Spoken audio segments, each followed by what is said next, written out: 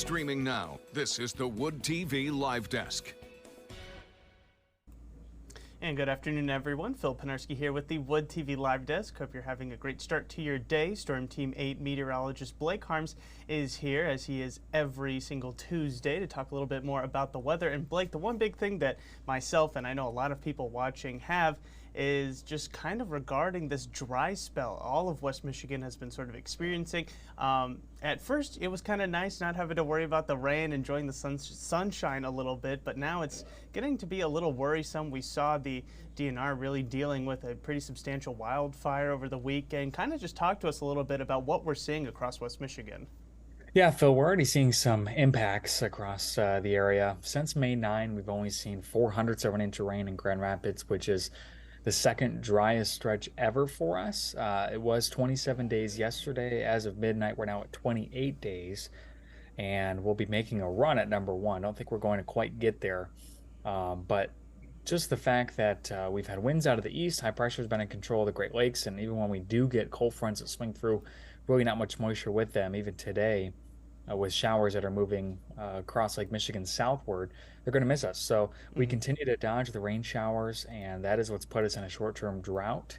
We are running over a 3-inch deficit, and we're starting to see some of those impacts. As you mentioned, the wildfire up near Grayling, and red flag warnings in place again up there today. And then we also have Demetrius Sanders reported on yesterday, the Lowell starting to conserve water already, which is a little concerning this early in the summer. But there are some signs in the 8-day forecast that show the potential for at least a little relief. Not enough to erase our deficit, but a little much needed relief.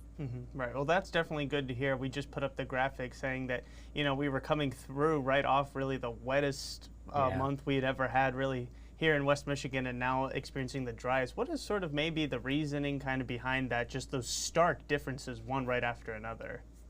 Yeah, so it's mind-blowing, honestly. Andy Dixon, hydrologist at the Weather Service in Grand Rapids, actually found that statistic. And part of it maybe is now starting to flip over into a La Nina or El Nino. We were in a La Nina, and that transition starting to take place, and so that may explain part of it, but certainly not a stretch that's been this dry.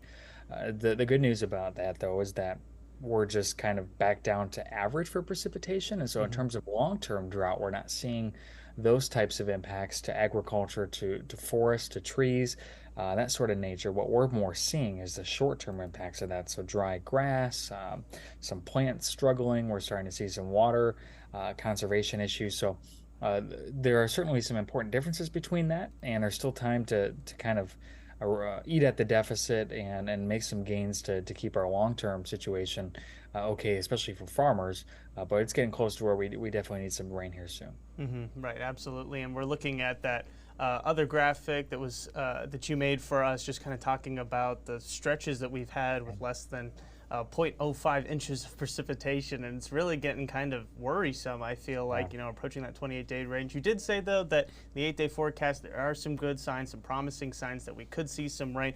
Talk to us a little about that. What can we expect over the next couple days here in West Michigan, and really just with, not only just the precipitation, but these hot temperatures as well? Yeah, so good news is we're getting a break from the hot weather, and again, some rain is in the forecast. We'll be a bit cool over the next few days with highs in the mid 70s. Still a lot of sunshine.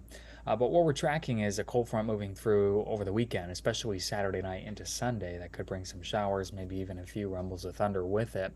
Model's still not quite yet in agreement about how much rain we could get from that, but it could be several tenths, which again is not nearly what we need, but any rain is good rain. And so we're watching that. That could provide some widespread showers, and then kind of going to be a wait and see approach, I think, as we get closer to early next week. There's a chance that we have this low pressure system kind of hang around the Great Lakes, and that would bring us some additional rain chances. Again, model's not in agreement on that either. But if we were to see that, we're carrying the chance of showers right now from Saturday night into early next week. That would certainly be some much needed rain, and we'll continue to watch it closely. But there is maybe a little light at the end of the tunnel here coming over the next few days.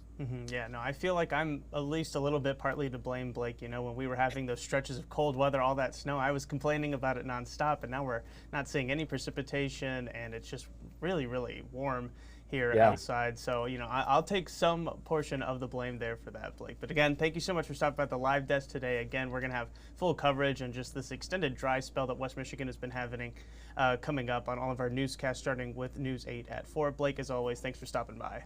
Thank you for having me, Phil. Absolutely. And I want to thank everybody else for tuning in to this latest edition of the Wood TV Live Desk. I'm Phil Pinarski, and we hope you have a great rest of your day.